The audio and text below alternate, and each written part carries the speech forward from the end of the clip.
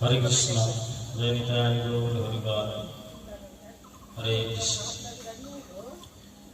আমরা সবাই সাংসারিক জীব। সাংসারিক জীব বলতে আমার মতো গৃহী যারা, তো সংসারে পরিবার, গরু বাছুর, মা বাবা, আত্মীয় স্বজন সকলকে নিয়ে যারা বসবাস করে তারা হলো সংসার। তাই আমরা সবাই সংসারী জীব। সংসারের কর্ম আমাদেরকে প্রতিনিয়ত করতে হয়। কেন করতে হয়? এই যে উদররূপী যে জিনিসটি গোবিন্দ আমাদের নির্মাণ করিয়ে দিলেন, পাঠিয়ে দিলেন, এই উদর শব্দের অর্থ হলো পেট।